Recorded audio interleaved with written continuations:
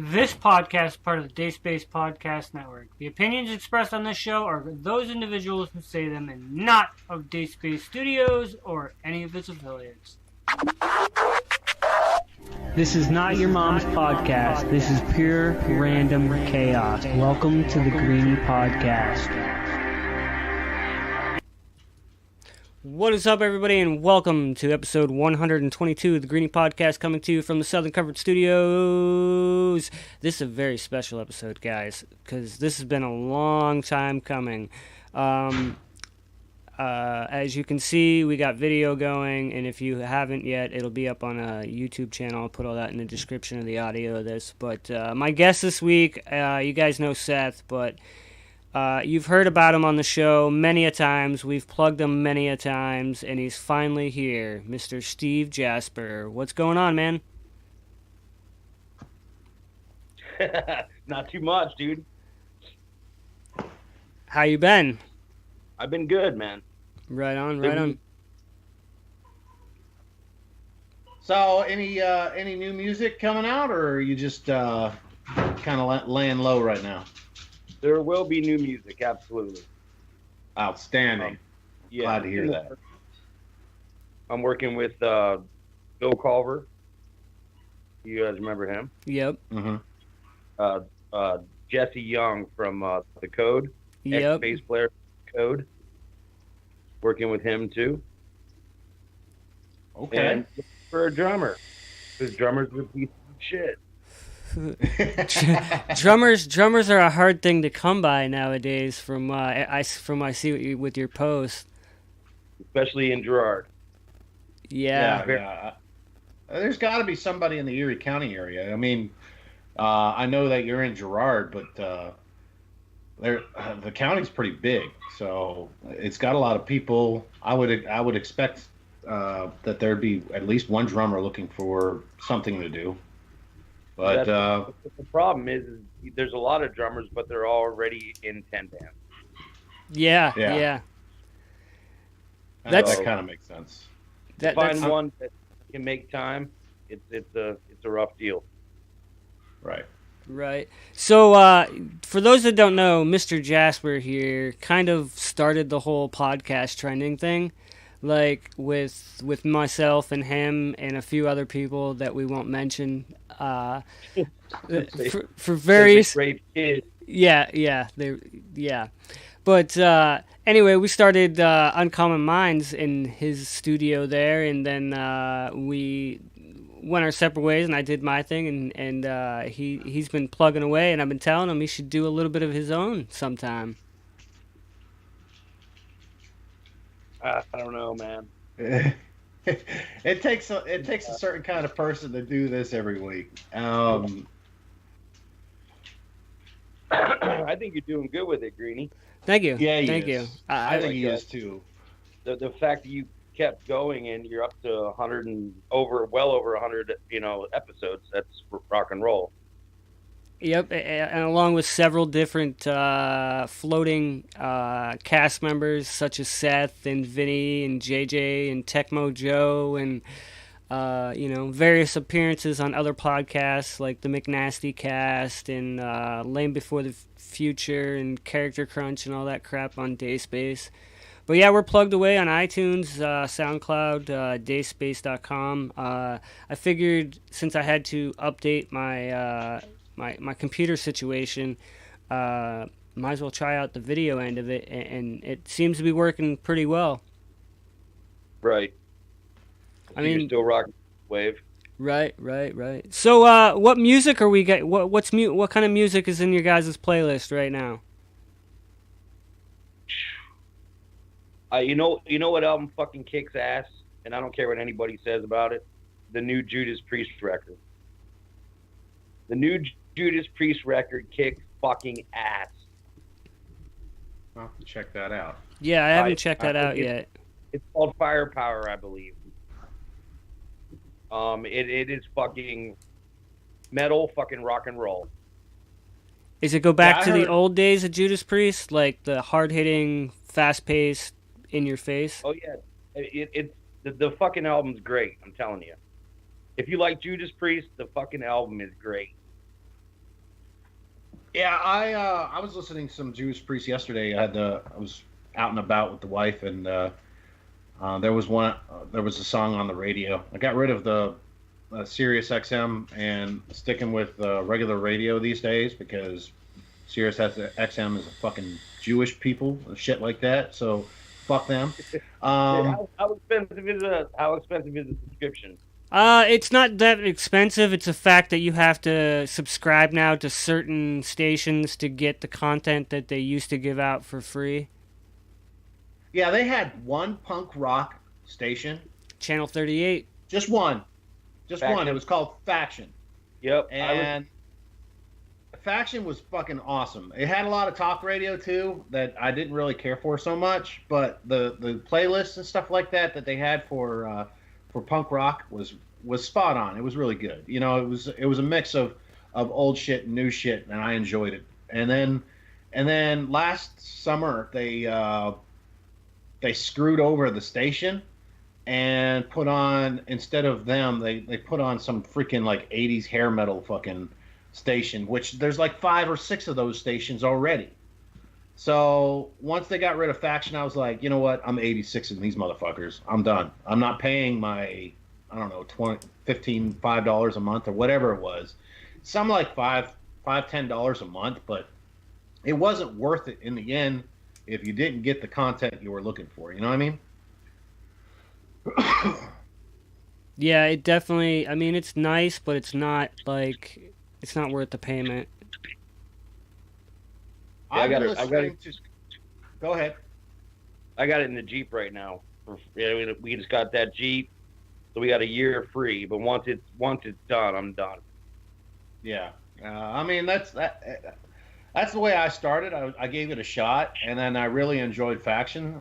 So I was like, okay, well I'll keep on paying it. But then they got rid of Faction. I was like, you know what? These guys, I'm not giving them any pennies. I've been on a soul search of trying to downsize my money spent. So, you know, I got rid of Sirius XM, I got rid of DirecTV, I got rid of the internet provider that I had, and I've got a new internet provider, no cable or DirecTV or anything like that. I just stream everything, and it's so much nicer. I told you, man, streaming things is 10 times better than having that attachment to cable, because you can watch what you want when you want. You don't have to wait for it. You know what I mean? Right. My playlist recently, I've been doing a lot of The Damned, The Cramps, you know, old school stuff. That's just never go away, and kind of, you know, getting back to the roots of punk rock, and that's what I've been staying on lately. You know, ever since I bought the record player a little over a year ago now.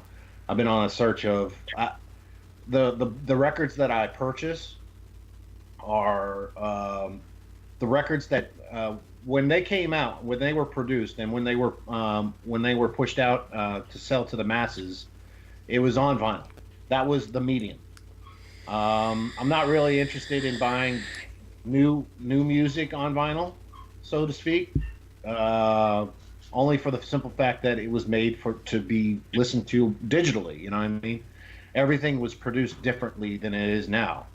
So. Well, speaking of the digital download and vinyl and CD, there was an article out there that said basically that vinyl and CDs are making a comeback over digital downloads. That has a lot to do with the cost of CDs and vinyl and stuff like that. It costs more to produce those, so you know they're gonna create more revenue to an artist than a digital download. I mean, a digital download, one song is 99 cents. Steve knows this, right? Yeah, I can't believe that people are actually buying new records. Exactly. Yeah, as an art store and drop $35 fucking dollars on a record is crazy to me. Well, that's Seth there with his vinyl collection that he gets every month. Well, I do it, and I do it for a specific reason. I'm a collector. I like comic books. I like cooking food, and I like and I like my records. You know what I mean? So, Paying like, for a record. if I'm gonna pay for a record, it's gonna be a record that I hold dear. Like, I got all three of the Stooges albums. That's awesome. You know what I mean? I got 5 of the Ramones albums. Things like that, where you can hold it and say, "This is history." That's why I purchase my records. I don't buy the newest shit from NoFX. I don't buy the newest shit from Rancid or anything like that. I will digitally download. I'll digitally listen to it. You know what I mean? Right. But and then the other fun part about records, though, for me, because I have records, a fun part about records is going into the fucking record shop and finding that Ramones record that you don't have for, $3. yeah, exactly. Not going into FYE and, seeing seeing a Ramones record and it's fucking $30. Like I could get it, but you know what? I might find it somewhere else for $4. I bought Misfits Collection 2 on green vinyl in New York City for like $10. That's good shit. You know what I'm saying? Like it was a badass find. That's a great find, actually. Now, as an artist too, do you find that we're living in a digital era where you have to promote yourself more to get yourself downloaded and stuff? Well, yeah. Social media fucked everything up. Yeah. MySpace and Napster did that. Well, social media, you have to be savvy. If you use social media the right way, you can make money. Like, it's all about the views. But these people that are looking at YouTube and Facebook and stuff like that have the views, they're between the ages of 12 to like 26. We could try all we want, but the three of us cannot relate to somebody that's between the ages of 12 and 26. It's not going to happen. No. You know what I mean? The people of our age, they don't look at YouTube and stuff like that for the views. I use YouTube as a resource. If I have a broken washer or something like that, I'm going to go on YouTube and look for a video that will help me fix this thing. But I don't look for the fucking jackass that's making videos to be funny or entertain people or anything like that. I don't use it as an entertainment source where these kids between 12 and 26 or whatever, they use it as an entertainment source. Right. And it's so much now, though, to the point where, though, YouTube is it's definitely an educational thing, but also in the sense that it hampers on anybody that's actually trying to create things with the way they set up their new bylaws that you can do this, you can't do that. And if they feel that you're not a good source of income, you can't make revenue off of it. Well, that's true. I mean, you should know that more than anybody else, Greenie. Yeah, I do. That's why I left YouTube. Making a shit ton of money, Greenie? What's that? Making a shit ton of money? Before I deleted the damn channel, like, I was making maybe $1 to... Like, our biggest video was What's Your Safe Word, and episode 69, the Jesus butt plug. And that was making like $1.50 every 3 days or something. You ran to the bank with that shit. No, you can't cash it out until you have like over 1,000 subs. Right. Pitching. Yeah. Right. So it's like. So you were just basically making money for YouTube. Yeah, basically. Because they set that account aside and say, okay, well, if you don't cash this in a certain amount of time, we're going to take it anyways. It's not only that, but you have to have a certain amount of subscribers and everything else.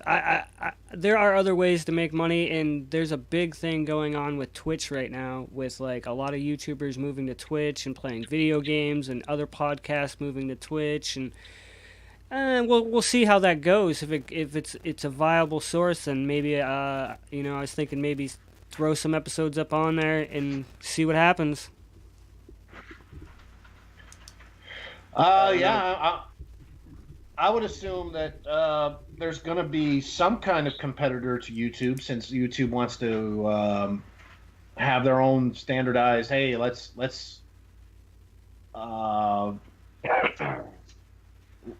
make sure that we don't have any gun videos or anything like that. So there's going to be some kind of competition with YouTube that will cater to the more the content, basically. Hey, you can't put this on YouTube, so you can put it on our application, our programs, and you'll be and people will be able to see your content, so to speak. Yeah, I'm sure somebody will come up with something.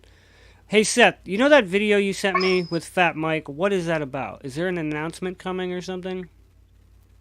I guess NoFX has a special announcement on Monday, which normally I would pay no mind to, but Fat Mike did create an entire video saying that there's going to be an announcement, and usually he doesn't take the time to do anything like that.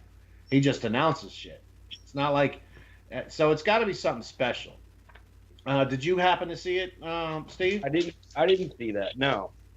It's a video of Fat Mike listening to Rancid on his radio in the woods, and he's having like he's camping out and making like marshmallows on the fire, and he's listening to Rancid, and then the next thing you know, he sets the entire woods on fire, and there was a song from what's it called? War on Errorism, from the album War on Errorism. So right. I think there's going to be, after the Drunken Public or Punk and Drublic 5-date tour with the festival. Yeah, the dumbest 5-date tours ever. Well, no, I mean, I think they're compensating for not being on the Warped Tour. Honestly, they make more money together than they do with the Warped Tour. Have to spread the money out with the performers and the venues and all that other stuff. They make more money that way. But I think that they're going to go on tour with Rancid and promote the 15-year anniversary of War on Errorism. I think that's what it is. I don't know. We'll see tomorrow. Right? Yeah, I didn't hear nothing. I'll have to look into that. Yeah, I'll share you the video after our chat today. So, okay. The whole Punk and Drublic tour, I think they should actually just do a whole up and down East Coast tour. You know what I mean? Instead of 4 dates, they keep putting all these festivals on the West Coast. Why not bring love to the East Coast and go up and down? You know what I mean? Well, they are going to be. Most of the Drunken Punk and Drublic dates are on the East Coast. They got the Pittsburgh, they got the Boston, they got a couple of dates all on the East Coast. It's only about 5 or 6 dates, and there's one in Austin, Texas. I think they're trying to do is maximize their money. You know, they get as many bands as they could possibly get, just like a regular rock and roll or heavy metal festival, so that they can get as many people there at the same time. Right. Keep going. So and they take out the Vans Warped Tour equation, so they don't have to pay for any of the skaters or any of the vendors or any of that stuff. And I believe they're going to be doing their own craft beer type things with these festivals. So it kind of, to me, it's a capitalist idea of they're trying to maximize their profit. That's what I think. The other thing, though, is these shows are huge with the craft beer vendors. I mean, there's 100 vendors there. Yeah, that's what I'm saying. And I don't like. So, like, for them to like do more than 5 dates or whatever they're doing, I mean, these are huge shows. Like the setup involved has got to be ridiculous to have that many vendors there. Right. You know what I mean? Because then they're not bringing in like some shitbag breweries. You know what I mean? They're not. still fucking awesome breweries, and the setups has got to be phenomenal. So it's damn near the same vendor setup as a Warped Tour would be. Yeah, speaking of the Warped Tour, it's the last year for that, and the lineup for that is it's not what it should have been. It should have had all these other bands we're talking about now on there for the last year, but it is what it is. The Warped Tour, like I said. What's that? I said the Warped Tour has sucked for so fucking long. Oh yeah. Especially when they incorporated the metal shows right into it. It wasn't originally set up for metal shows and these emo. It was set up for one genre, and it inflated into something totally different. Here's the deal with the Warped Tour. All right, the original invention of it was common interests. You know, you got skaters and you got punk rockers together. But neither one of them, skaters or punk rockers, were making any money at the time. And this was 25 years ago or so, you know what I mean? Late 90s. None of them were making money. You know, you'd have the small shows with the punk rockers, and then you have the skaters with their expos and stuff like that. X Games was in its infancy, you know what I mean? But now, today, X Games is huge, so the skaters and everybody else in that genre of sport is making pretty good money. It's even legitimized to some of it, even to the Olympics. Whereas and now punk rockers or the punk rock bands, like I'll give you two examples: Rancid and NoFX. These guys could sell out fucking stadiums if they chose to. They don't have to, and they don't want to, because they want to go in these more intimate venues because that's what they prefer. But they don't need to be on Vans Warped Tour and separate their cut of the money. And that's what I was talking about with the Punk and Drublic tour. Is, you know, it's a way for these bands to actually have to share less of the revenue to everybody else that the Vans Warped Tour is. And that's what has caused the Vans Warped Tour to die off, because none of these bands want to be on that tour. So it gets shit lineups. And for the last 10, 15 years, there's been shit lineups with bands that are up-and-comers. And some of those up-and-comers are good. Interrupters, you know, and a bunch of other bands, they're really fucking good. But 2 or 3 years later, they're big enough that they'll be on the tour with NoFX or Rancid or something like that. And they get to split the money less. It's all about money. Yeah, it's definitely all about money. It always is. Right. It's fucked up though. Like, I don't know. NoFX and Rancid, they don't need more money. No, they don't. No. They're doing it for love, but they get more money. Right. With all the side projects that both bands have, they've got, like you guys said, they've got money. Oh fuck yeah. Fat Records, fucking. I mean, the revenue that Mike pulls from Fat Records alone. You know what I mean? Yep. Yeah. Despite the fact he's in the biggest fucking punk rock band in the world. Yeah. And there's something to be said about that, because, you know, he's done everything himself. So it's all funneled. Yeah. It all funnels. It all funnels to him. So yeah. Same with there's every bit of that money. Trust me. Same with Tim Armstrong with Hellcat Records. Right. With all the bands that they've got, it's all side projects and everything else, and you can see it, you know, with Lars and his projects, and their drummer Brandon and his side projects, and Tim's side projects. Both bands have enough side projects to last them a lifetime to bring money in. Absolutely. They could all fucking quit right now and be fine with money. Oh yeah. So especially if they invested it right. Right. But exactly. We won't go there. So are you guys fans of remakes? of like, movies or no, what? remake songs. Like, okay, so Bad Wolves came out with a remake of Zombie by the Cranberries, and they're like a heavy metal kind of band, and like have you heard it, and have you guys listened to it? I heard it. What are your thoughts on it? Did you like it? I've mixed feelings on it. Fuck them. Right. I mean, Well, one thing I like about that song is whatever money they say, at least, I don't know.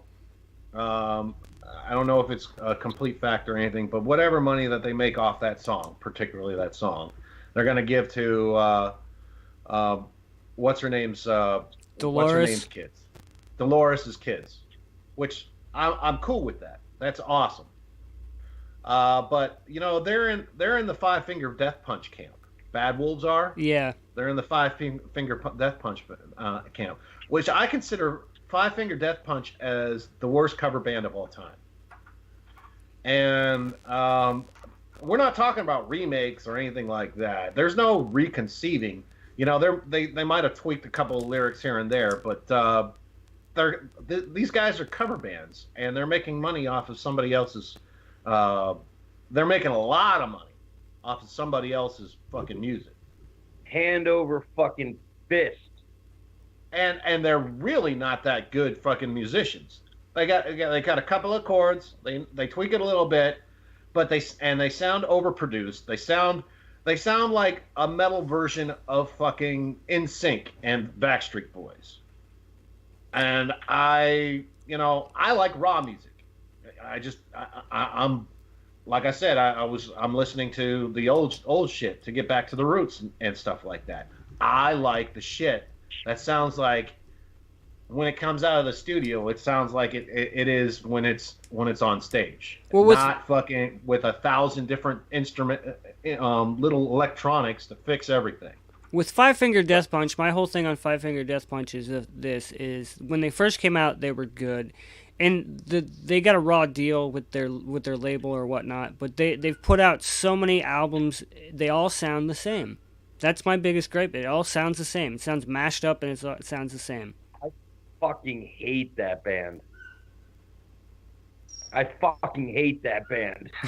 can't stress that enough. Like you got Five Finger Death Punch, you got Disturbed, you got basically the whole new metal rap, whatever. I don't know what the fuck to call it. That whole genre can go to fucking hell. Every bit of it. You know, freaking what's the band with the masks? Fucking Mushroom Head. Not Mushroom Head. Mushroom Head is kind of industrial. I consider them almost in the league of Ministry, which I respect. Taylor. Oh, Slipknot. Slipknot. Never got into Slipknot. Slipknot fucking blows. They had one good record. Oh, what was that? Come on now. I'm a Slipknot fan. I know that. That's why we're bringing it up. You're also an ICP fan, so you can't be trusted. Oh, hey man, I learned my musical tastes come from two guys you two right there, who showed me that like you can listen to anything as long as it has some sort of feeling towards you. And we may not agree that ICP is good or whatever. Yes, they're a bunch of clowns or whatnot, but they're musicians. Sure. They're sure. You know what? This is not the time or place to debate this. Same with the fact that I hate AC/DC. I think it all mashes the same, just like Five Finger Death Punch. It's garbage. That's fine. At least it was original. Does somebody have a whining dog? I got my hound right here. Yep. Yeah. Get off the couch, by the way. Come on. I just didn't know if it was mine or yours. I keep looking at mine every time I hear that noise, and he's not doing anything, so it's got to be yours. Yeah. Yeah, I have 4 that are outside in the yard, so I was wondering the same thing when I started hearing that whining. Yeah. Yeah, mine's laying here soaking up the sun. I'm thinking, like, why the fuck is crying. It's not him. Oh, She wants attention, and she's not gonna get it. And she's not even supposed to be on the couch, but I'm on this phone call right here, and I can't scream, so I guess she gets a pass right now. Right. Right. So, Jasper, you said at the beginning of the show you have new music coming as soon as you guys find a drummer. You've been writing stuff. There'll be new music long before a drummer. Yeah. Kind of like I got a drummer. He just doesn't do live shows. What? Okay. Yeah. Okay. Is it in the family? It's the machine. Oh yeah. I knew what that was. He does what I tell him to. He never fucks up. He plays fucking hard loud the whole time. So. Yeah, I remember that. I met that drummer the last time I was at your house. So I mean that's how I did that EP. So that's how I'm gonna roll until I find somebody. Right. I still jam that every time. It's in the car right now. Actually, matter of fact, in the CD player. That's awesome. It just turned. Rocket. It just turned 4 years old the other day, didn't it? I don't know. Weeks ago. I don't know. I forget when I put it out. And I'm still rocking the merch, the hat, and I still got the koozie in the car, and That's awesome. I still got a hat, but I don't wear it. There you go. I don't wear it. It's weird wearing my own name around. Right. I'm sure it is. I rock it all the time, though. I appreciate that. Oh, every day, almost every day. I got a couple of hats I have on rotation. This is one of them. Yeah, you should just pull your lip over your head and rotate that. I'm not the one that listens to ICP, so I'm all right. Oh, you brought it back. Of course he did. All right, guys, we're gonna end this episode. Jasper, where can we find you on social media? Facebook. There you go, Facebook. That's all I do, really. I post some pictures on Instagram. That's about it. Yeah. What about you, Seth? I have a Twitter account, but I don't use it. You can find me on Facebook, and you'll see my cooking on Twitter. What is that called? What did you just say? Fucking, I don't know. Instagram. Yeah, Instagram. That's what it is. You can find my cooking on Instagram. So that's what I do. I listen to music, punk rock, and cook. That's what I like doing. Right on. So you can find us. You can find the Greenie podcast on SoundCloud, dayspace.com, iTunes, Google Play Music, all that shit.